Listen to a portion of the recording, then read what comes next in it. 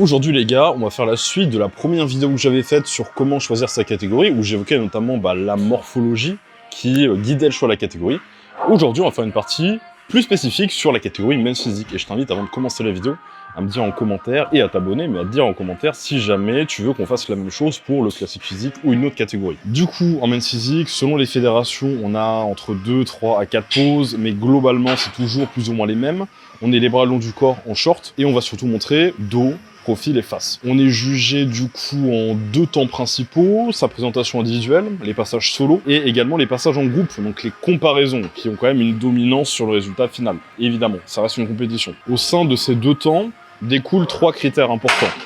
Symétrie et masse musculaire suffisante, suffisamment de sèche. Alors il y a un petit critère un peu bizarre qui est pas trop de vascularité. C'est vrai qu'on peut le retrouver sous beaucoup de Men's Physique.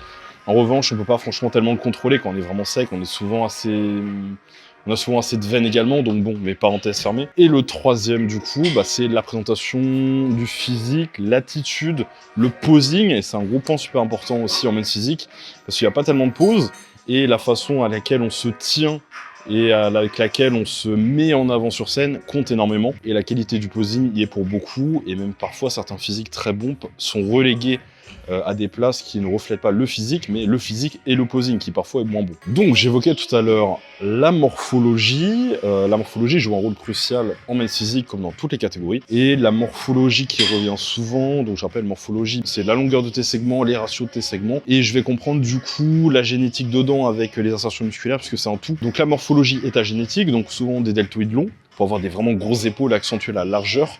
Ce qui va être important là, c'est comment classique, comment body aussi un peu finalement, c'est le ratio entre épaules et taille. La taille doit rester très fine, très définie, développée et sèche. Et les épaules plus massives, donc souvent des deltoïdes qui s'insèrent plus longuement que haut, pour donner vraiment ce gros galbe à l'épaule. Un gros dorsal long qui va accentuer le V. Si le grand dorsal s'insère en haut, enfin assez haut, on va avoir un V qui est pas si significatif, mais si on a le grand dorsal qui s'insère le plus bas possible, on va avoir un grand V, une grande largeur. Donc c'est super important. Des pectoraux longs, avec un abdomen qui est pas trop long non plus, donc un abdomen plutôt court à moyen, et des pectoraux assez longs pour avoir pas mal de masse et de largeur aussi. Et je dirais donc que ça, c'est les 4 grands points. Donc abdomen court, pectoraux longs, épaules longues, grand dorsal long, et évidemment côté relation abdominale, une qualité, une symétrie.